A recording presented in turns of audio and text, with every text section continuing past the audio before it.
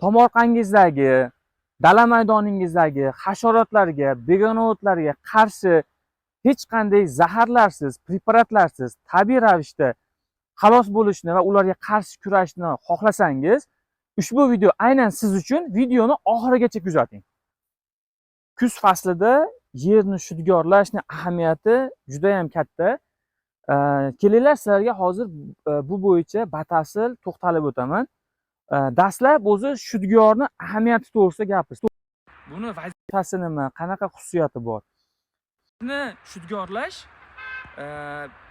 tabiiy kuzda bo'ladigan yomg'ir yoki qishda bo'ladigan qor, ya'ni tabiiy yog'ingarchiliklarni saqlashga xizmat qiladi. Masalan, mana shu maydon shudgorlangan, ya'ni kimdir pluglangan deydi, kimdir omochlangan, kimdir haydalgan deydi va hokazo, kimdir ag'darilgan deydi.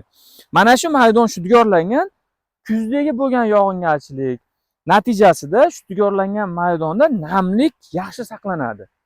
Oddiy misol, mana shu maydon yer yetilishi qiyinlashadi. Endi aytaylik, dalani qirg'og'i, dalani chetlarida, haydalmagan joylarda yomg'ir, qor yog'sin, namlik ko'pi bilan 7-8 sm pastga tushadi, ya'ni namlikni miqdoriga qarab. Lekin shudgorlangan maydonda bu namlik yaxshi saqlanadi va ekin, bu yerga ekilayotgan kuzda shudgor sifatli amalga oshirilgan maydonda bahorga ekilgan ekin tez suvsizlab qolmaydi. Suvga talabi nisbatan boshqa maydonga, shudgorlanmagan maydonga nisbatan talabi kamroq bo'ladi. Suvni miqdori shudgorlangan maydonda yaxshi singiydi. Bundan tashqari, kuzda shudgorlashning yana bitta yaxshi tarafi, bilamiz, hasharotlar, har qanaqa hasharotlar o'zini avlodini qoldirish uchun, o'zini har xil tabiatni ofatidan saqlash uchun yerni 15-20 sm chuqurligiga qishloviga ketadi va bahorda yana o'sha yerdan chiqib, g'umbak bo'lsa kapalakka aylanadi, lichinka bo'lsa keyingi yoshga o'tadi yoki bo'lmasa voyaga yetgan har xil qo'ng'izlar yoki bo'lmasam har xil hasharotlar bo'ladigan bo'lsa, erta bahor yana o'z ish faoliyatini boshlaydi. Endi nima qilishimiz kerak? Kuzda yerni o'sha sifatli shudgor qilingan, aytaylik 30-40 sm chuqurlikda shudgor qilingan maydonlarda ostki qismidagi g'umbaklar, hasharotlar yoki tinim davriga yetgan qurt-qumursqalar ag'darilish natijasida yerni ustki qismiga ko'tariladi va kuzdagi yog'ingarchilik hisobida yer yaxshi nam saqladi va qishning muzlama kunlari, qahraton kunlarida ushbu maydonda, ya'ni suv singan maydonda muzlash zo'r bo'ladi. Kristalli muzlaydi.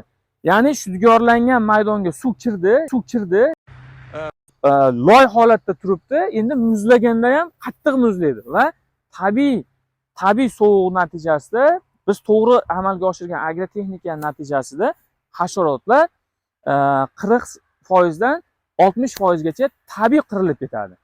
Endi bular qirilmasa nima bo'ladi?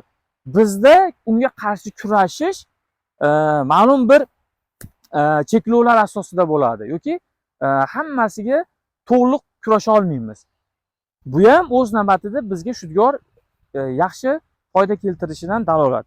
Bundan tashqari, kuzda 30-45 sm chuqurlikda sifatli shudgor amalga oshirilgan maydonlarda begona o'tlarni, aytaylik, ajri, g'umay yoki bo'lmasam o'sha hammamiz bilgan qamish va hokazo begona o'tlar, ko'p yillik va 1 yillik begona o'tlar urug'lari ostki qismidagi saqlanib qolgan urug'i tepaga ko'tarilish natijasida o'z-o'zidan chiriydi yog'ingarchilik hisobiga. Yoki bo'lmasam ustki qismida turgan begona o't, ildiz poyasi yoki bo'lmasam urug'i yerni 40 sm qatlamiga tushadi. U yerda quyosh ko'rmaydi, u yerda unga unishi uchun, o'sishi uchun sharoit bo'lmaydi va o'sha yerda chiriydi.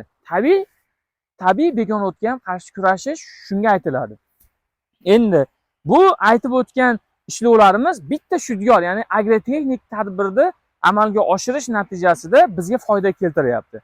Xo'p, bu bo'yicha ma'lumot bordir kimda. Endi shudgorlash natijasida yerni donadorligi, ya'ni kapillyarlik naylari bo'ladi. Bu donadorligi yaxshilanadi. Bu maydon, shudgor amalga oshirilgan maydonda havo aylanishi yaxshilanadi. Bundan tashqari, endi shudgorlashning ahamiyati to'g'risida to'xtalib o'tdik. Qachon amalga oshiriladi? Ya'ni qay muddatda? Shudgorlashning 3 xil muddati bor. Asosiy yerga ishlov berish, ya'ni kuzgi shudgorlash va bahorgi shudgorlash. Bundan tashqari, takroriy ekinlar uchun, masalan, bug'doyni o'rib olganimizdan keyin, arpani o'rib olganimizdan keyin yoki bo'lmasam bahorgi ekinni yig'ishtirib olganimizdan keyin u yerga takroran ekilish uchun makka jo'xori deylik, mosh deylik va hokazo ekinlarni ekish uchun ham yer shudgorlanadi. Bu o'rtangi shudgor deydi, ya'ni takroriy ekin uchun qilinadigan shudgor. Hamma shudgor ham ahamiyati xuddi shu, lekin ichidagi eng to'g'ri, eng sifatli shudgor bu kuzgi shudgor hisoblanadi. Endi buni muddati, kuzgi shudgor ham o'z navbatida oktyabr oxiridan hisoblaymiz. Noyabr, dekabr eng optimal shudgorlash muddati hisoblanadi. Va bu muddatda amalga oshirilganda yuqorida aytib o'tilgan kasallik, hasharot yoki bo'lmasam begona o'tga qarshi kurash ham sifatli bo'ladi. Nam saqlash ham aynan o'sha oktyabr, noyabr oyida shudgorlash qilingan maydonlar, shu muddatlarda qilingan maydonlar sifatli hisoblanadi. Endi shudgorlash sifatsiz amalga oshiriladigan bo'lsa, o'z navbatida yer kesak yoki bo'lmasam o'sha katta-katta nimalarni hosil qiladi. Bu bizga bir qancha qiyinchiliklar tug'diradi. Sifatli o'z navbatida to'g'ri muddatda shudgor amalga oshirilgan maydon mana shunaqangi mayizdek donador holatda turadi. Endi shudgorlashni chuqurligiga keladigan bo'lsak, shudgorlash chuqurligi kimdir 40 sm deydi, kimdir 20 sm ham bo'ladi deydi, kimdir 50 sm bo'lishi kerak deydi. Bu o'sha joydagi tuproq iqlim sharoiti, to'g'rirog'i tuproq sharoitidan kelib chiqib turib amalga oshiriladi. Ya'ni chuqurlik hisobga olinayotganda, aytaylik, adirlik joyda yoki dasht joyda, toshli joyda 40 sm shudgorlashdan voz kechiladi. Birinchi o'rinda u yerda yerni unumdor qatlami toshli joyga almashib qoladi, toshli joy tepaga chiqib qoladi. Oddiyroq qilib tushuntirsak, yoki bo'lmasam u joyda o'sha mexanizatorga yoki bo'lmasam traktor agregatlariga qiyinchilik tug'diradi. Bitta agregatni uzib oladi yoki bo'lmasam ish unumdorligi kamayib ketadi yoki bo'lmasam oshiqcha xarajat, sarf xarajat bo'ladi.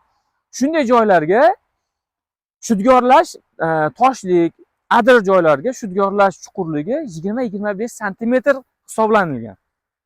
Endi unumdorligi yuqori bo'lgan, tuproq balbaniteti yuqori bo'lgan joylarda 35-40 sm shudgorlanish kerak. Bu joylarda shudgor chuqurligi shunday belgilanadi.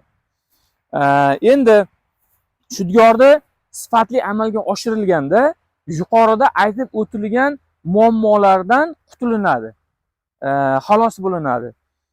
Agarda bu tayyorlagan videomiz kimgadir yangilik bo'lgan bo'lsa yoki bo'lmasam bilgan odamlarga eslatish bo'lgan bo'lsa, albatta bizni qo'llab-quvvatlash uchun YouTube kanalimizga obuna bo'lishni unutmang, like bosib qo'ying. Iloji bo'lsa shudgorlashda biz aytib o'tmagan taraflari, jihatlari qolib ketgan bo'lsa, kamchilikka yo'l qo'ygan bo'lsak, kommentariyada izoh qoldiring. E'tiborlaringiz uchun rahmat. Bizni kuzatishda davom etinglar.